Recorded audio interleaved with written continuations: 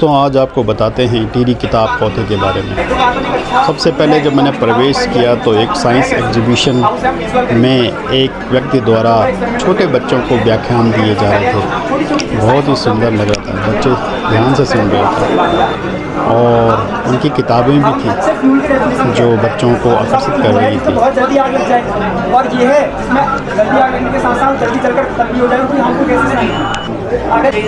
इधर बगल में एक बच्चा फिजिक्स की एक छोटी सी एक्सपेरिमेंटल किट में काम कर रहा था, उसे बहुत मज़ा आ रहा था। और बगल में कुछ क्वेश्चन थे जो फिजिक्स के छोटे से किट से संबंधित थे। इसके बाद मुझे एप्पण कला का प्रदर्शन दिखा। वाह, क्या एप्पण कला थी! उत्तराखंड में एप्पण कला बहुत प्रसिद्ध मानी जाती है और ये स्थानीय महिलाओं द्वारा तैयार की जाती है। उसके बाद मुझे किताबों का एक बहुत बड़ा सैलाब दिखा। सबसे पहले बात करूं तो मुझे प्रतियोगी परीक्षाओं की बहुत ज़्यादा पुस्तकें दिखी। उसके बाद बात करें तो कहानियाँ और कुछ प्रतियोगी परीक्षाएं की पुस्तकें, उसके बाद कहानियाँ, उसके बाद मुझे जो आगे दिखा वो बहुत बड़ा कहानियों का एक सैलाब था जिसमें शायरियाँ थी बड़े बड़े शायरों की। उसके बाद मुझे कुछ मिशन वाली बुक दिखी जिसमें मिशन के बारे में, मोटिवेशन के बारे में बताया गया था। कुछ अध्यात्म से संबंधित पुस्तकें दिखी, कुछ रहस्यों से संबंधित पुस्तकें दिखी, कुछ ऐसी पुस्तकें जो बच्चों के माइंड को डेवलप कर सके, ऐसी पुस्तकों से हमारा सामना हुआ। इसके बाद कुछ छोटे किड्स टाइप के बच्चों के लिए छोटी पुस्तकें दिखी और बगल में लगा था अध्यात्म से संबंधित पुस्तकें, जिनमें मुझे एक पुस्तक पसंद आई। और उसके बाद घरेलू चिकित्सा से संबंधित नंदा के जागर और उत्तराखंड के मांगल गीतों से सजी हुई किताबें न जाने कितने मेहनत से लेखकों ने लिखी थी। और उसके बाद मुझे उत्तराखंड के स्थायी उत्पाद यहाँ पर दिखे जो स्थानीय लोगों द्वारा उत्पादित किए जाते हैं, जिसमें कालीन भी थे और कुछ अन्य पुस्तकें उसके बाद मुझे दिखी जो सामाजिक परिवर्तन के लिए काम आती हैं। इसके बाद मुझे और पुस्तकें दिखी और पुस्तकें थी मिशन से संबंधित। इसके बाद मुझे जो पुस्तकें दिखी वो थी नैन सिंह नेगी जी की प्रसिद्ध गीतमाला। उनमें से एक पुस्तक मुझे भी पसंद आई, तुमरी दगड़ी ये राला गीत, और मैंने खरीद भी ली। इसके बाद अंदर भी पुस्तकों का मेला लगा हुआ था और उसके बाद मुझे इसके अंत में जो अंदर दिखा वो आयुर्वेद से संबंधित पुस्तकें दिखी।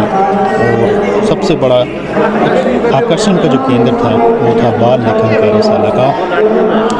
बाल लेखन कार्यशाला में बच्चों द्वारा लिखी हुई सुंदर कविताएं, लेखन बहुत ही आकर्षित कर रहा है, जैसे टीरी दर्पण, बालक मन, बालिका स्वर। और चिल्ड्रन टाइम्स में उन्होंने पूरी अखबार छाप दिया था। इतना अच्छा लेखन बच्चों द्वारा किया जाना बहुत ही अच्छा है। ये थी उत्तराखंड की स्थापत्य कला और यहाँ के पुराने मकान किस तरह बनाए जाते थे, यहाँ के मंदिर और यहाँ के जो प्रसिद्ध राजराजेश्वरी मंदिर है उनका मंदिर, किस तरह गांव यहाँ पर होते हैं, कितनी सुंदर कला का प्रदर्शन यहाँ पर दिखाया गया था। मुझे बहुत पसंद आया, बहुत सुंदर स्थापत्य कला थी। ढोल दमाओ तो मत पूछो, कितना ज़बरदस्त लग रहा था।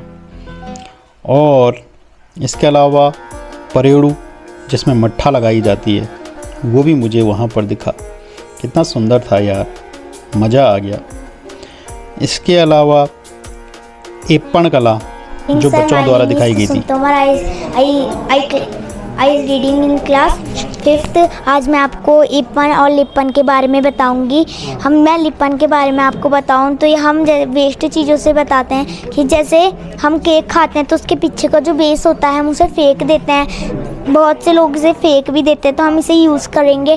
तो हमने जो हम इस पर एक क्ले से आकृति बनाकर उसमें कलर कर उसका मिरर चिपकाकर एक मॉडल बन जाएगा। हम इसे वाल पर पेस्ट कर सकते हैं या फिर टंगा भी सकते हैं। चीज़ लाते हैं तो उसमें कार्डबोर्ड आता है तो हम उस कार्डबोर्ड को फेंक देते हैं। तो हम उस पर पेंसिल से एक आकृति बनाकर और उसमें कलर भरकर हम उसको इपन आर्ट बोलते हैं। Good morning sir, my name is Anmol, I am study class 8th। My school name राजकीय Adarsh Vidyalaya. This is paper scenery and this is canvas board painting. आप सरकारी विद्यालय के छात्र हैं ना? Yes sir. कौन सा स्कूल बताया आपने? राजकीय आदर्श विद्यालय नई टिहरी। आपके सर का नाम क्या है?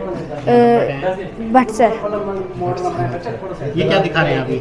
सर ये टेलीस्कोप का मॉडल है। क्या क्या बताओ जरा, मुझे बताओ क्या? सर जैसे कोई हमारी आँखें हैं ना सर, उनको दूर तक नहीं देख सकती, ज़्यादा जूम करके नहीं देख सकती हैं हमारी आँखें। तो उसको ना किसी चीज़ की छोटे छोटे पार्ट्स को देखने के लिए भी ये माइक्रोस्कोप बना है। अगर अब मैं आपसे बोलूं आपको इसमें बिना हाथ लगाए से ऊपर उठाना है, उठा लोगे? देखो, आप मेरे से क्वेश्चन करना है मैं क्या कर रहा हूँ और क्यों कर रहा हूँ। ये मैंने क्या किया, शीशे के ऊपर सबसे पहले एक टिश्यू रखा, टिश्यू के ऊपर मैं क्या करता हूँ, थोड़ा सा ड्रॉपर से पानी डालता हूँ। जैसे ही मैंने इसमें पानी डाला, पानी डालने के बाद मैं इसमें क्या करता हूँ, कैंडल जलाता हूँ। क्या करता हूँ, कैंडल जलाता हूँ।